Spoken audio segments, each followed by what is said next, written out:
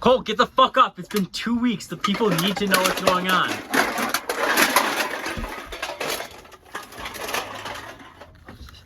Shit.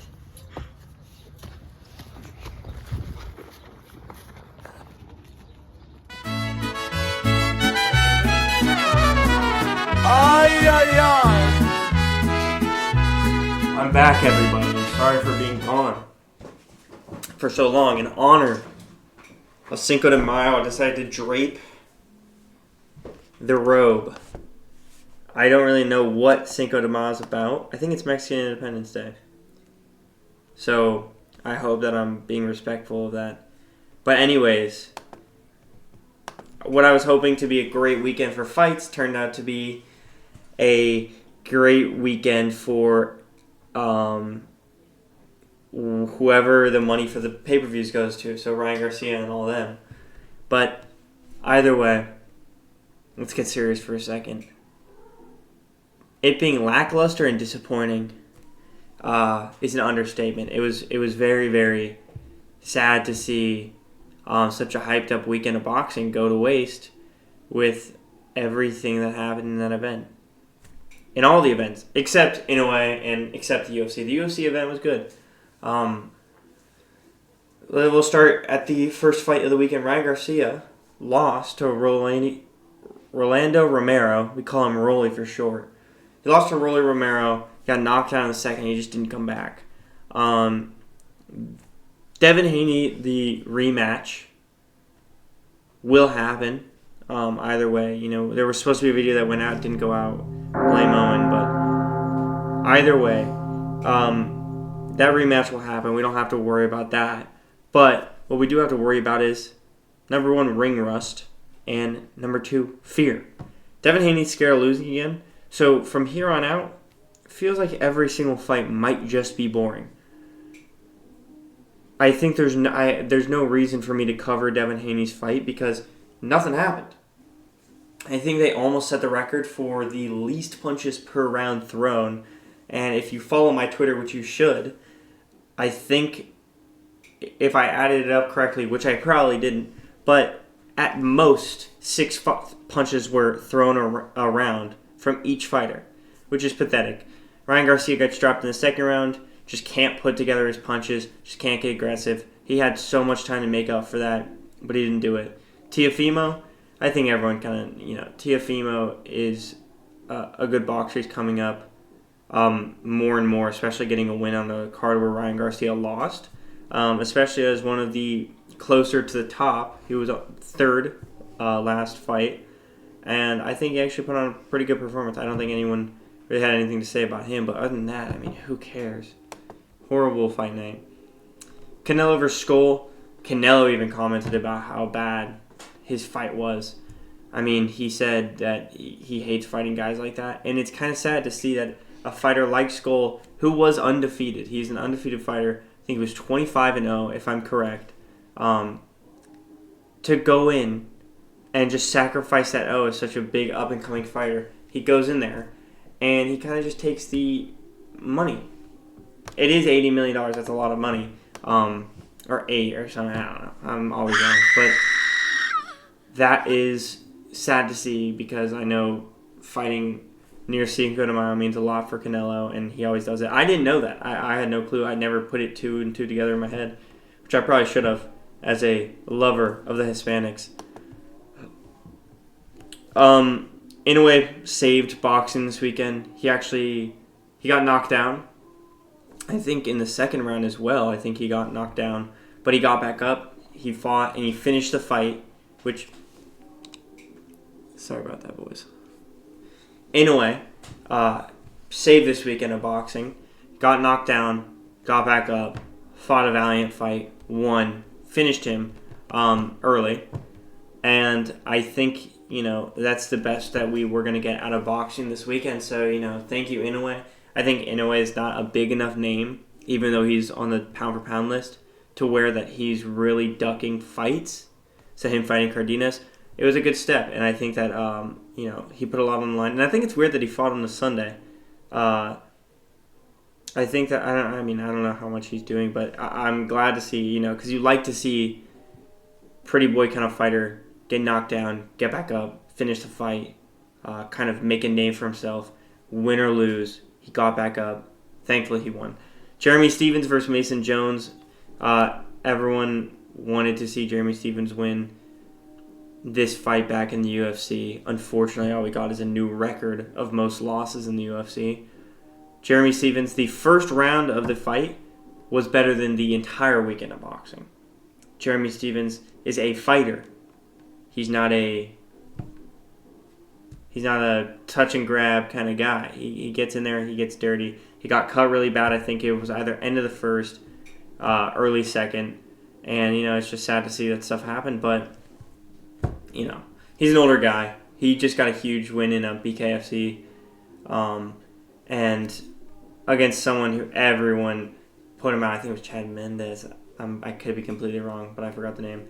Anyways, Montel Jackson got a win decision. I know a lot of people were wanted that to be a finish. Didn't happen. Great fight. We watched it. Daniel Rodriguez almost got Ponzinibbio in the first. I was a little worried that he was going to gas out. I wanted to see his recovery between rounds. In the second round, he was a little bit slower, but in the third round, he got it done. He got a KO with at a minute and 12. And he walked out to his own rap music. That's awesome. I don't think many people do that. That's one thing that you could say about boxing is the showmanship with the walkouts. Kind of is the main thing. It's like ringing the bells at church. It kind of gets everyone's attention. So him walking out, rapping his own song, it's kind of the getaway between Terrence Crawford walking out with Eminem when he was about to fight Spence Jr. This is kind of what you could get away with when it says, hey, this is my song, I rapped it. And he shouted out his rap career, said I have a promising rap career.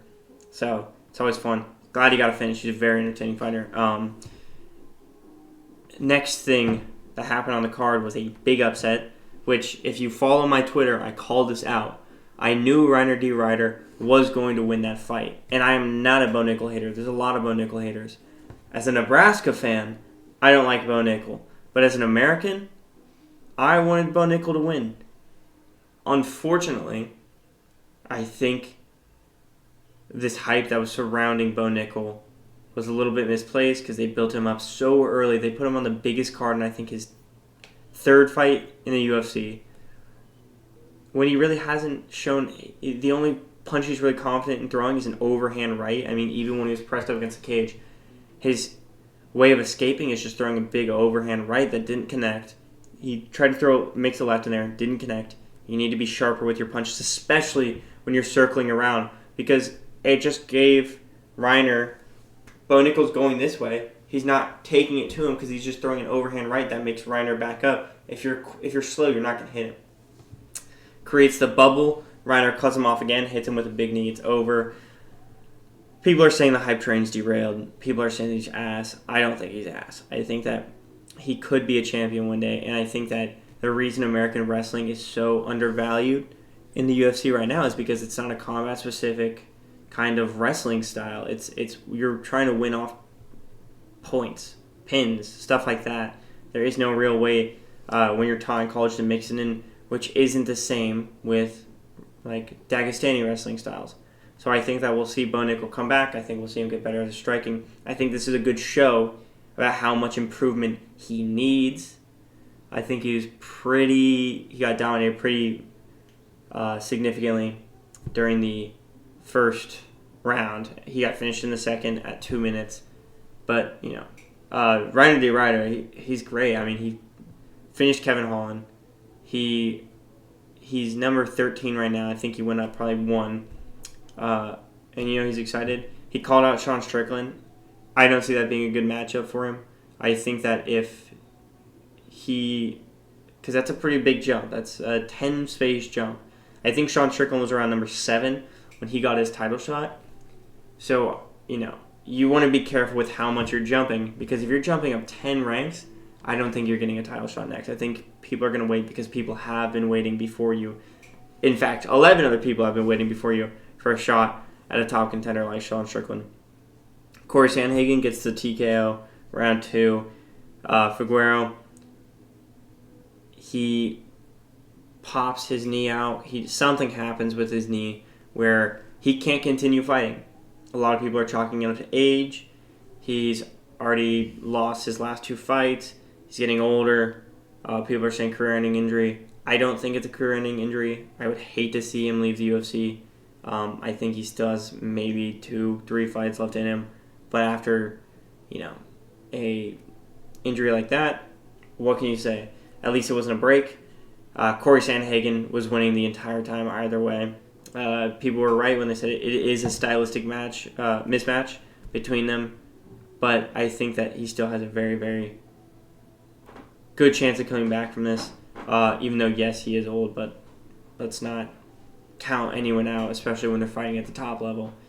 UFC 315 is going to be next weekend. It's going to be a great time. No, it's not. It's going to be very boring.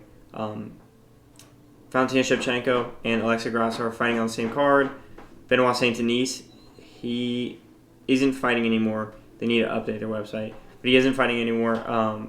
Joe Alvarez dropped out. I don't think that it was Benoit Saint-Denis, but I know it's because of a back injury, that is one of the more serious injuries where it's like you could sprain your hand and still fight in 3 weeks. But, I'd say it's probably in Joe Alvarez's best interest to say, let me wait a little bit. Will Benoit Saint-Denis get a replaced opponent? I'm sure they would have announced that, but they haven't, so he probably won't. Other than that, boring card. I think Jack Della Maddalena will finish Bilal. I don't think Bilal, but I feel like everyone says that for every fight against Bilal, so we'll see. That's the main card. Nothing really going on the preliminary card or the early. So I think it's going to be fun. I think it's fun. Dana White is now the promoter for Canelo versus Terence Crawford, which is insane. And Canelo had expressed beforehand that he would be interested in working with Dana White for his promotion. He's already insanely rich, so I'm sure the money isn't the problem anymore. And it's time to start collecting accolades, and I think that this is a great start for TKO boxing. The problem with this is, where do you go from here? Is there a new belt being awarded? This is a new promoter. This is a new promotion. This is the first. There's the UFC Fight Pass, obviously the boxing, but they still do use PBC belts, stuff like that. So we'll see what happens. I would like to see TKO become completely separated from the rest of the boxing world. But other than that, disappointing weekend. We got 315 this weekend. It's also dead week for all my students. Have fun. Follow me on Twitter. Subscribe. Thank you guys. Happy Cinco de Mayo.